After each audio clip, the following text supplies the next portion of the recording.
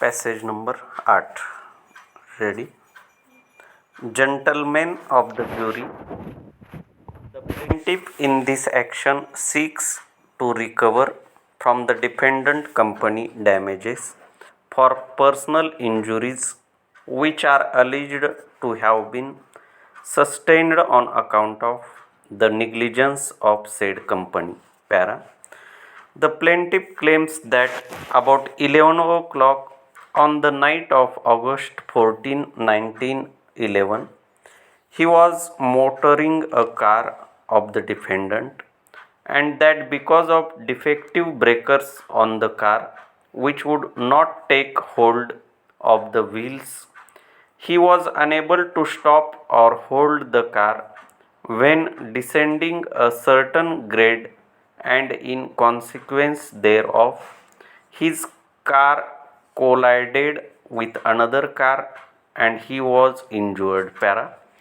The plaintiff's declaration consists of two counts, one of which awares that the said defendant negligently and carelessly suffered and permitted the said plaintiff to use and operate a certain car with an improper, unsuitable, and dangerous brake shoe, all of which was well known to the said defendant but unknown the said plaintiff, and by reason of the said negligence of the said defendant in permitting the use of said car with the defective brake shoe as aforesaid at the time and place aforesaid, the said car on which the said plaintiff was a motorman as aforesaid ran into and collided with another car operated and controlled by the said defendant, whereby the said plaintiff was greatly bruised, cut, mangled, broken, injured, and distressed. Para. The second count is similar to the first, except that the word brakes is used in the second count instead of brake shoe in the first count, so that the negligence averred and relied upon by the plaintiff is that the defendant suffered and permitted the plaintiff to use and operate the car with a defective, unsafe, and dangerous brake shoe or brakes. Para. The gist of this action is negligence, which is the want of ordinary care, and the burden of proving the negligence of the defendant rests upon the plaintiff. If there was no negligence on the part of the company, your verdict should be for the defendant. Even if there was negligence on the part of the defendant, yet if the negligence of the plaintiff contributed proximately to the accident at the time thereof, the plaintiff cannot recover.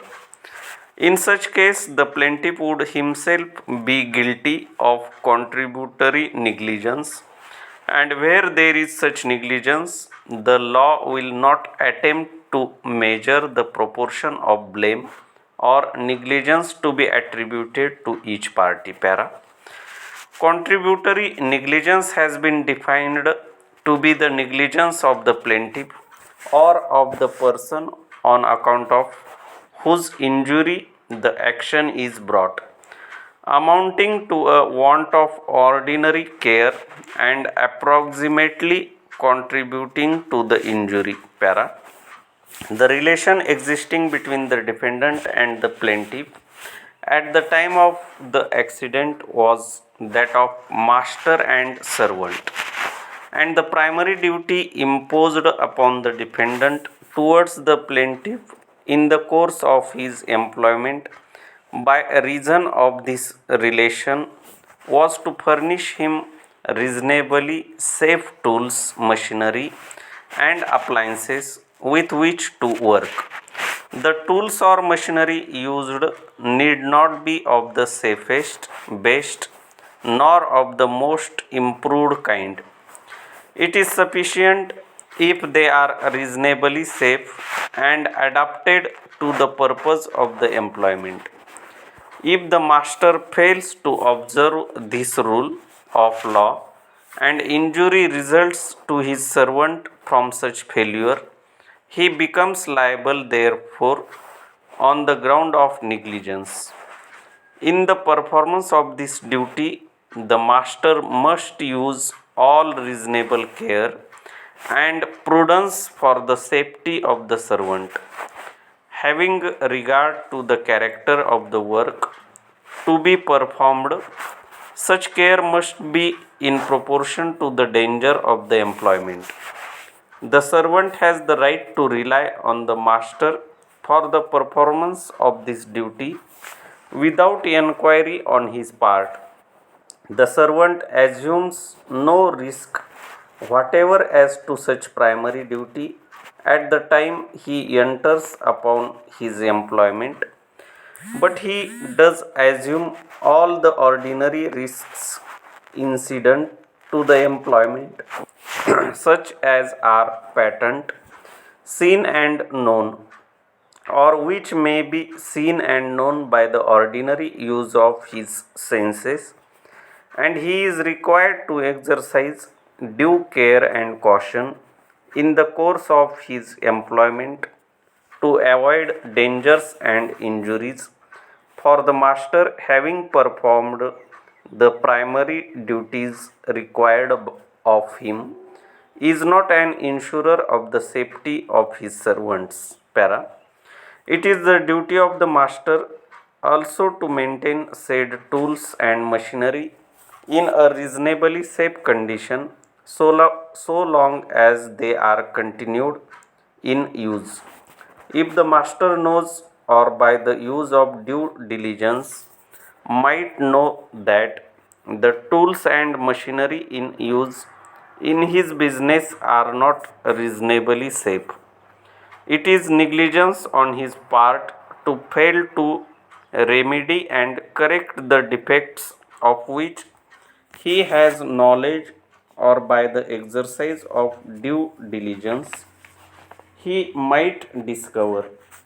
Notice to the foreman or person in general charge of the business, or having charge and control of the men and the cars, that the machinery is unsafe and dangerous is in law notice to the master, and after the receipt of such notice it would be negligence on the part of the master to fail to make such machinery reasonably safe for the servant in his employment.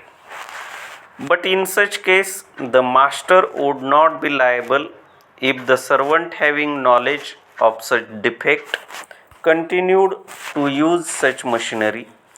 The servant must always exercise such care and caution to avoid danger as the circumstances reasonably require, and the greater the danger, the greater the care, diligence, and caution required.